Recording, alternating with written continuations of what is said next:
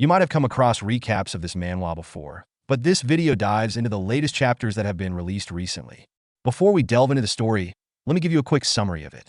Humanity faces extinction from dragons, but psykers, humans with supernatural powers, emerge to fight back, nearly ending the war. A prophecy warns of the dragon's return in 15 years, leading to the creation of Ark, a facility to train psychic children for the final war. Lee Han, a 10-year-old with exceptional leadership skills, is recruited to Ark, agreeing to join only if his siblings are cared for. At Ark, Han struggles to unlock his psychic abilities, faces bullying from Del, and learns a painful method to access his powers through self-inflicted injury. As they continued their march deeper into the underground shelter, a sudden tremor rippled through the earth, causing the dimly lit light bulbs hanging from the ceiling to sway violently. Shadows danced across the walls as the shelter groaned under the strain of the quake. Feeling the familiar tremors beneath his feet, Captain Kappas clenched his jaw and cursed under his breath. His sharp gaze swept over his soldiers before he barked, "It's starting again. Hold your positions for now." Han, who had been scanning his surroundings with a wary expression, turned toward the captain and asked, "Do earthquakes happen often?" Captain Kappas let out a short, bitter laugh. "It's common," he replied. "As if dragons weren't already enough of a nightmare. Now we have natural disasters tormenting us too." Han narrowed his eyes, deep in thought. He glanced around at the reinforced walls, then turned back to the captain. "Are you really okay with this?" he asked, his voice carrying an edge of doubt. The captain chuckled and smirked. "What's this? A psyker who slays dragons is afraid of a little shaking." At that moment, the tremors suddenly subsided, leaving behind an eerie silence. Without missing a beat, Captain Kappas motioned for his soldiers to follow, and they resumed their journey. After some time, they arrived at the underground base, a dimly lit facility buried beneath layers of rock and steel. Captain Kappas led Han down a corridor before stopping in front of a door. "This is your room," he said, gesturing inside. "It'll take 3 days to reach Arkansas. Stay here until then." Han fromnid. "Do we really have to stay here for 3 whole days?" The captain shrugged. "If you're bored, read one of those magazines over there." Han glanced toward a pile of magazines stacked haphazardly in a corner. Curious, he picked one up, flipped it open, and the moment he saw what was inside, his face turned red. Embarrassed, he immediately tossed the magazine aside and collapsed onto the bed. "Might as well sleep," he muttered. Hours later, as Han rested, a sudden, more violent earthquake rocked the underground facility. His eyes shot open as he felt the ground tremble beneath him. His heart pounded in his chest, and a deep sense of unease washed over him. "This isn't just an ordinary earthquake," he thought. "I can't ignore this feeling." Without hesitation, he leaped out of bed and rushed to the door. As he stepped into the hallway, a soldier on watch duty spotted him and immediately raised his weapon. "Hey, don't wander around recklessly," the soldier warned, his tone sharp. Han didn't stop. "Call Captain Kappas. Now. Hurry." The soldier scoffed. "It's just an earthquake," he said dismissively. "We deal with them all the time. The large-scale nuclear attacks from the past caused tectonic shifts. Earthquakes are just part of life now." Han clenched his fists. "They're annoyed," he thought, studying the soldier's indifferent expression.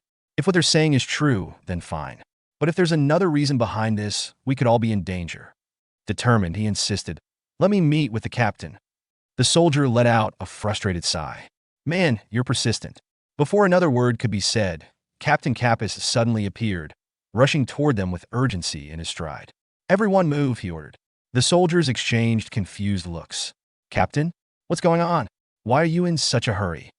Panting slightly, Captain Kappas straightened and spoke with conviction. "This earthquake isn't normal. Until it stops, we're evacuating to the surface." Obediently, the soldiers followed his lead. After making their way back up, they emerged onto the surface. But to their growing unease, the earthquake showed no signs of stopping. "Damn it," a soldier cursed. "This time, the quake isn't letting up. If this keeps up, the entire barracks will be destroyed." Another soldier looked around in alarm. "Is all of Britain going to sink at this rate? We need to move the equipment. We should abandon this place before it's too late." Despite their frantic concerns, Captain Kappas remained still, his gaze locked on the shifting landscape around them. Then, without warning, the ground erupted. A massive, nightmarish creature burst forth from the soil, sending debris flying in all directions. Soldiers recoiled in shock as a towering, writhing form emerged from the earth. Han's eyes widened as he immediately recognized the monster. "A death worm!" he shouted, his voice laced with urgency. Nearby, a soldier turned to him, his face pale. "Did you say death worm?" he stammered. "Hey, wait, was it always this big?" The colossal beast loomed over them, its thick, segmented body covered in dirt and jagged rock. Captain Kappas wasted no time. "Why are you just standing there? Run! Now!" he roared. Chaos erupted as everyone turned and fled. Han ran alongside Captain Kappas, his mind racing. "Captain, that thing's body is packed with dirt and rocks. If we head toward the sea, we might have a chance." Captain Kappas turned to him, considering his words. Then, with a determined nod, he shouted, "The sea. That's actually a good idea. Everyone move to the lighthouse. There's a small speedboat beneath it."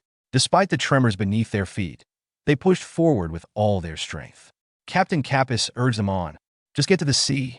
If we can reach the water, we'll survive." As they finally reached the lighthouse, one soldier glanced back and swore. "Damn it, it's still coming." Another soldier, breathing heavily, muttered, "At this rate, we're all done for." The two soldiers exchanged a glance, understanding passing between them without a single word. Then, as if reaching an unspoken agreement, they turned to Captain Kappas, their expressions solemn. Saluting him, they declared, "We'll handle the rear. We're counting on you." Captain Kappas' eyes flickered with understanding, but before he could say anything, the two soldiers strapped explosives to their bodies and charged toward the death worm. With one final battle cry, they detonated themselves in a massive explosion, engulfing the monstrous creature in fire and debris. The blast sent shockwaves through the air. "Get down!" Captain Kappas yelled. Everyone started running down the lighthouse. As soon as the initial shock faded, Captain Kappas was encouraged them to run fast, that it'll recover quickly. After some time, they reaching the speedboat at last. As they prepared to escape, scene shifted back at the scene of destruction. Smoke billowed into the sky from where the explosion had struck. As the dust settled, the death worm's massive form became visible once again. Its body was scorched and torn apart, pieces of its rocky armor shattered. But even in its wounded state, it was still alive. The death worm, driven into a frenzy by the searing wound inflicted upon it, let out an earth-shaking screech. Its massive, segmented body convulsed before surging forward in blind rage. With terrifying force, it coiled around the lighthouse, its jagged scales scraping against the stone structure. The ancient tower groaned under the strain, cracks spiderwebbing across its surface before, with one final, catastrophic lunge, the lighthouse shattered. The upper half crumbled, tumbling into the sea with a thunderous crash, sending massive waves rippling outward. The waters churned with debris as jagged stones plummeted into the depths. But it was too late for the beast to catch its prey. The speedboat carrying Han, Captain Kappas, and the remaining soldiers had already sped away from the collapsing lighthouse, its engine roaring as it carved a path through the turbulent waters. Captain Kappas, still catching his breath, turned his gaze back toward the distant destruction. He exhaled sharply before muttering, "Damn, that thing is massive. We should be safe now that we're this far out, right? I've never heard of a death worm swimming before." Yet Han remained silent, his eyes locked onto the writhing beast in the distance. Beads of cold sweat rolled down his temple as his jaw tightened. A gnawing sense of unease gripped him as he watched the creature's movements. Then, suddenly, the death worm convulsed violently, its massive form writhing unnaturally. A sickening gurgling sound reverberated across the water. Captain Kappas furrowed his brows, watching in confusion. What the hell is it doing now? Han's expression darkened as realization struck him. It's vomiting, purging itself of all the rocks and dirt it swallowed. As the soldiers watched in stunned horror, the worm regurgitated an avalanche of debris, expelling everything that had weighed it down. The mass of rock and earth splashed into the sea. But what came next made their blood run cold. The death worm's thick, rugged exterior began peeling away. Segments of its armored hide sloughed off like a serpent shedding its skin, revealing a sleek, glistening new form beneath. The once lumbering monstrosity had transformed, its massive, sluggish body streamlined into something built for speed and agility in the water. Then, without hesitation, it lunged forward and disappeared beneath the waves. Captain Kappas turned pale as the implications sank in. His voice was tense with disbelief. "This is insane. Is it planning to follow us all the way?" Without waiting for an answer, he spun toward the soldiers. "Full speed. Send an emergency signal to Ark. Now!" The speedboat surged forward, its engine roaring as it sliced through the waves. Minutes passed in tense silence, the crew scanning the waters for any sign of their relentless pursuer. One soldier narrowed his eyes and asked, "Do you see anything?" Han, gripping the boat's railing, clenched his teeth. His gaze swept over the surface of the ocean, his instincts screaming at him. "No, but if we stay here, we're done for." Then, without warning, he moved. Before anyone could stop him, Han seized a spear and hurled himself overboard. "He's insane," a soldier shouted in shock. "Jumping in with just a spear?" Beneath the water, Han steadied his breathing, gripping his weapon tightly. His mind raced as he analyzed the situation. It's smaller now, he realized. Its transformation must have altered its body structure. Its bulk is gone, but that means it's faster and more agile. "If I don't stop it here, we'll all be dead." The water around him rippled ominously, and then a monstrous shadow surged toward him. The death worm's new, streamlined form cut through the ocean like a torpedo. Its mouth, now lined with rows of razor-sharp teeth, gaped open, prepared to consume him whole. At the last moment, Han twisted his body, narrowly dodging the attack. In the same instant, he channeled his psychic energy into his spear, the weapon glowing with a bluish light. He lashed out with a precise strike, slashing through the worm's side as he passed by.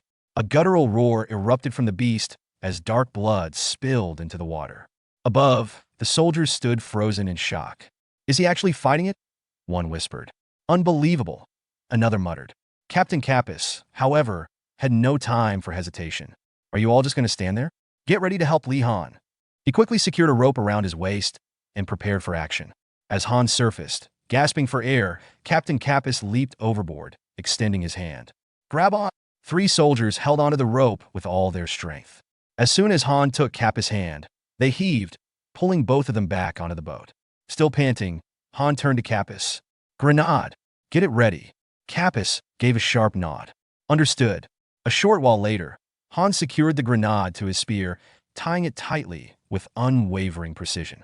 Meanwhile, the death worm, seemingly unfazed by its wound, broke through the ocean surface once more, towering over the boat. Han exhaled, steadying himself. "I have to end this in one strike." The beast let out an ear-piercing screech before launching itself toward him, jaws wide open. Han reacted instantly. He hurled his spear, the weapon imbued with his psychic energy, straight into the creature's gaping mouth.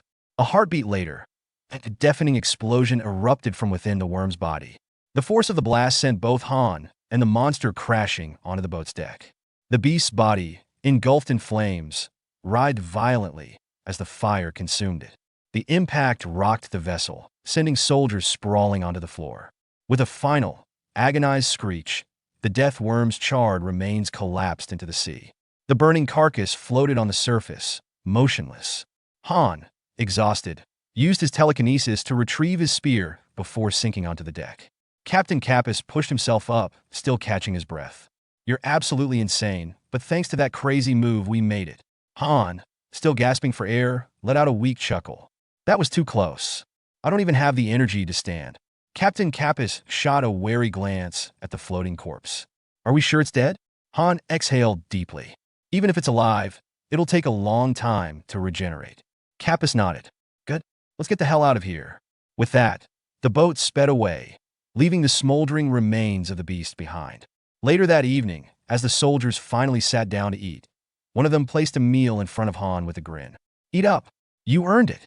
As the others gathered around the table, Captain Kappas turned to Han. "We finally made contact with Ark. A meeting set for tomorrow morning. Since we got some time, I'll tell you about them." Han's expression grew serious. He leaned in, listening intently. Captain Kappas spoke in a measured tone, his expression grim. "The artificial island of Ark, as you once knew it, no longer exists. It has been destroyed. In the aftermath, the U.S. reached an agreement. Ark was acquired in exchange for something called Terranode."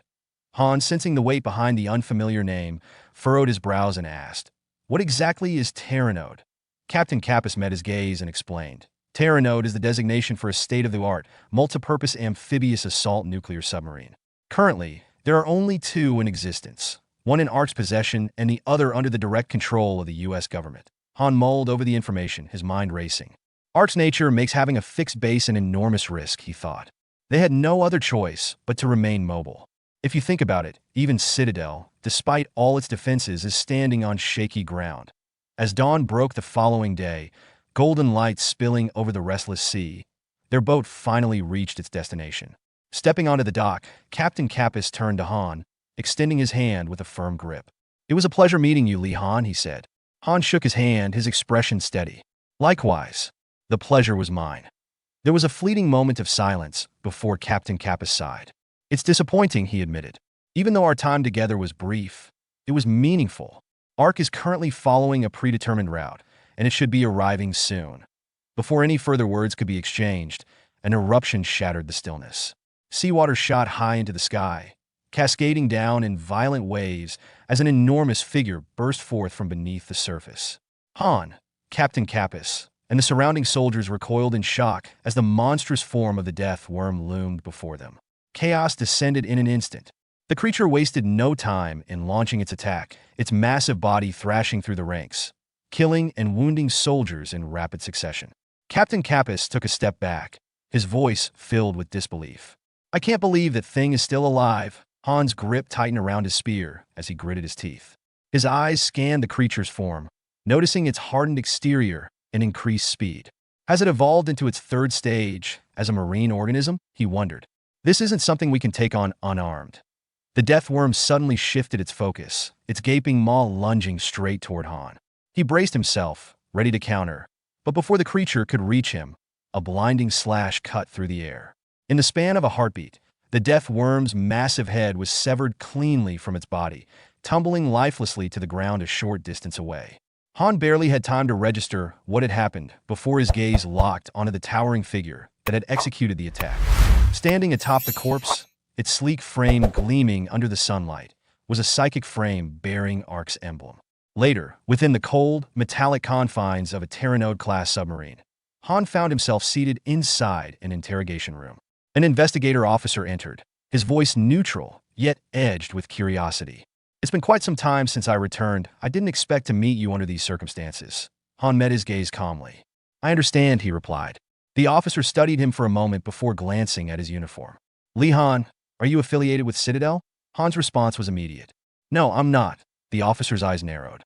"Then why is your uniform and equipment from Citadel?" Han remained unfazed. "If Ark had found me first, I'd be carrying their equipment instead." The officer remained silent for a moment before shifting gears. "Tell me, what exactly happened in the last 3 years?" Han leaned back slightly. "I won't discuss that here," he said firmly. "If you want answers, someone of Chief of Staff rank or higher needs to be present. There are things I can't openly talk about." The officer considered his words before nodding. "Very well.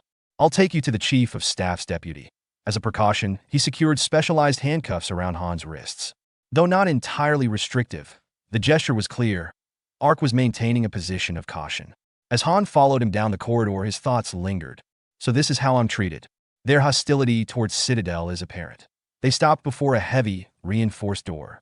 The officer turned to him and said, "The Chief of Staff's deputy is inside. You already know who it is." Han pushed open the door and stepped inside.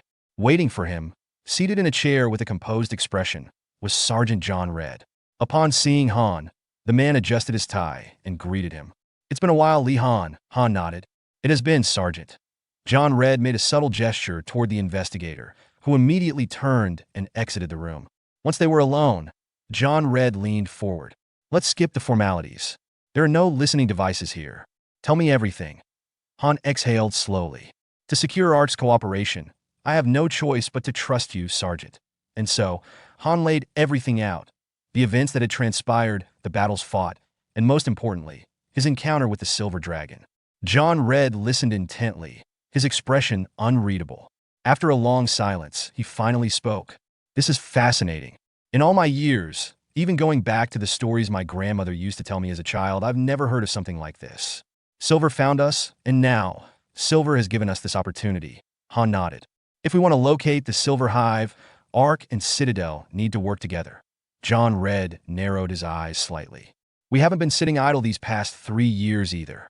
We've already eliminated 2 hives." Han frowned. "But they'll just regenerate." John Red let out a dry chuckle. "Yeah, like some second coming of Jesus or something." His tone quickly sobered. "This isn't the time for jokes. If you hadn't warned us, we would have assumed Bahamut-class threats were endless." For now, stay aboard the Terranode. You're free to move around, but don't cause any trouble. The next day, as Han walked through the corridors of the submarine, he suddenly heard familiar voices. Lee Han, you're alive. I'm so glad you're back. Two psykers stood before him, their faces filled with relief. Han offered a small smile. It's been a while. What about Canute and Joyce? Where are they? The psykers exchanged nervous glances before one of them finally answered. Newt's in the hangar. You better see for yourself. Han wasted no time heading there. As he stepped inside, conversations halted and heads turned. You're alive. It's great to see you, several people called out, relief evident in their voices. Han did. Same here. Then from behind him a voice spoke. I heard you arrived, but I've been busy. Han turned toward the speaker and was met with a surprise. Octo, who had once been noticeably overweight, now appeared slimmer, sharper, and more refined. Han kid. Were you that heartbroken when I died? Octo chuckled. There was never anyone better than you, after all. Han's expression shifted. More importantly, Octo, I heard Canute is here. A heavy silence settled over the room. Octo adjusted his glasses, his tone more serious now. Canute is behind that big door. He gestured toward a massive, reinforced gate. Han's gaze followed the direction of his hand. Emblazoned on the door were two radiation warning symbols, standing out like ominous beacons. Octo took a deep breath before speaking, his tone steady yet grim. The third-generation psycho frame housed within this unit is a heavily modified version of the second-generation we originally developed. That version was ultimately sent to the US, but this one is something entirely different. It has been extensively reworked. Its design philosophy diverges completely from the previous generation. Unlike the second generation, which followed a more conventional approach, this version operates using a nuclear reactor as its power source. Because of that, only individuals with regenerative abilities, those capable of healing rapidly, are able to pilot it. Otherwise, the sheer strain would kill any ordinary person within minutes. He exhaled, his expression unreadable. It's called the Iron Maiden. Han's expression stiffened as an unsettling thought crossed his mind. The reason it's called that, don't tell me. Octo nodded, his voice solemn. You already know the answer. His eyes darkened. It's no exaggeration to say that piloting it is akin to being trapped inside a torture device. The pilot is subjected to unimaginable pain, their body torn apart, and then forced to regenerate over and over again. That is the price of operating the Iron Maiden. A sense of horror crept up Han's spine. Who in the world? How could anyone conceive such a thing? He muttered, barely able to comprehend the cruelty behind its design. Octo sighed. Only 3 units of the third-generation psycho frames were ever built. With those 3 units, they managed to take down 2 Bahamut-class dragons, something that should have been impossible. But in the end, only one enhanced soldier remains. His voice grew even quieter. Canute is the last one still alive. The other 2, they took their own lives. Hearing that, Han felt a chill run through him. A cold sweat formed on his forehead as he processed the weight of Octo's words. The scene shifted.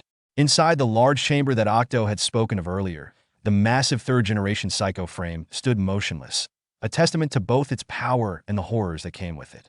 A voice echoed through the room. Jetpack removal complete. 3 individuals clad in protective radiation suits swiftly approached the frame, their movements precise and practiced. They worked quickly to open the cockpit, releasing the locking mechanisms. The heavy, reinforced panel slid apart with a loud hiss, revealing the pilot inside. A man, his body weary from the ordeal, slowly emerged from the frame. His steps were unsteady, but when the crew moved to support him, he lifted a hand in refusal. I'm fine, he muttered. A faint, greenish psychic energy flickered around his body, stabilizing him. This man was none other than Canute. As he steadied himself, his mind remained clear. It's fine, he told himself. I'm someone who kept moving even when half my body was wrecked. This is nothing. Sometime later, as Canute changed into a fresh set of clothes, a familiar voice called his name from outside the room. He hesitated for only a moment before hastily finishing up and stepping out, a simple hat covering his bald head. Waiting for him was Han, a familiar smirk on his face. Canute, it's been a while. Canute's eyes narrowed before softening slightly. You're alive, Lee Han. Han Huklid. Are you trying to be Octo's little brother or something? Canute let out a tired but genuine smile. Every last bit of fur fell off. Even when it barely starts growing back, it falls out again. Han observed him for a moment before sighing in relief. For the first time in a while, he allowed himself to relax. Later, in Canute's quarters, The two sat facing each other. How did you survive? Canute finally asked. Han leaned back slightly. I got lucky, he said simply. You'll see the official report when it's released. For a while, the conversation shifted to lighter topics, shared memories of their past, moments of camaraderie that felt like a lifetime ago. But the brief reprieve didn't last. Canute, Han eventually said, his tone growing more serious. You know Kuro is at Citadel, right? The moment the words left his mouth, Canute's expression darkened. The faint trace of warmth in his eyes vanished. Have you been to Citadel? Did. Yeah, I've been to both Citadel and Arkansas. If we want to survive, we need to work together. Canute clenched his fists. Those guys, his voice dropped, laced with barely restrained fury. Do you have any idea what they've done? Canute, this is a practical matter. If we keep going like this, Before he could finish, Canute's anger erupted. With a violent motion, he flipped the table between them, sending the coffee cup crashing to the floor. The dark liquid spilled across the ground, spreading in all directions. Trembling, Canute gritted his teeth. His voice was low, but filled with fury. Li Han. Joyce was killed by them. Han's eyes widened in shock. Canute's entire body tensed as he clenched his fists harder, his nails digging into his palms. A thin trickle of blood dripped from his lips as he bit down in frustration. Turning away, he spat out his final words. Just leave. 2 days later, Han walked through the cold, dimly lit corridors of the submarine, his thoughts clouded. I haven't seen the sun in 3 days. This place may be safer, but Citadel's living conditions are much better. A soft beep broke his train of thought. A notification appeared on his watch. Sometime later, inside the meeting room of ARC, Han stepped in. Seated before him were several high-ranking officers, their presence alone a sign of the meeting's importance. A stern-looking man at the center of the room greeted him. Nice to meet you, Li Han. I'm the deputy commander here, Colonel Tobias. Han glanced around. Many eyes were on him, scrutinizing his every move. Colonel Tobias folded his hands in front of him. The information you provided was intriguing, he said. We've been reviewing it for quite some time now. But tell me, do you have any way to prove that the hive is resurrecting? Han gritted his teeth, thinking this is frustrating. Tobias continued, his voice carrying a sharp edge. You disappeared for 3 years before making contact with us. Why now? If this threat was as dire as you claim, why didn't you reach out sooner? He leaned forward slightly. Above all, the fact that you came through Citadel. I grew up and trained in ARC, he said firmly. I've survived near-death situations. I've hunted dragons. If you won't trust me, then who the hell will you trust? His voice rose. By the time you finally believe me, by the time the hive's resurrection is undeniable, we'll all be dead.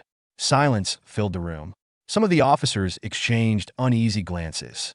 A bead of sweat formed on the brows of a few, though one man, John Red, remained unaffected. After a long pause, Colonel Tobias exhaled.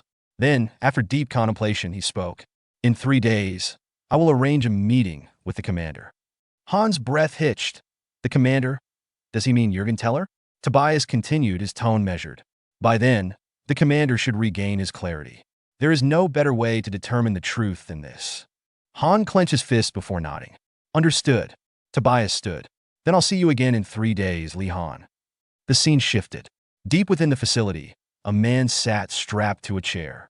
Thick restraints bound his arms and legs, holding him in place. Red spectral energy flickered violently around his body, pulsing erratically. He threw his head back and let out a maniacal laugh, his body trembling as the red aura flared wildly. Some time later, the setting transitioned to a dimly lit training room, where Han and Canute assumed their combat stances, both poised and ready to engage in a sparring match. Canute was the first to act, swiftly launching a punch aimed at Han's torso. Han reacted instinctively, raising his arm to deflect the attack with ease. Undeterred, Canute followed up with another strike, this time with more force. Han braced himself, crossing his arms to absorb the impact, feeling a slight strain but maintaining his stance.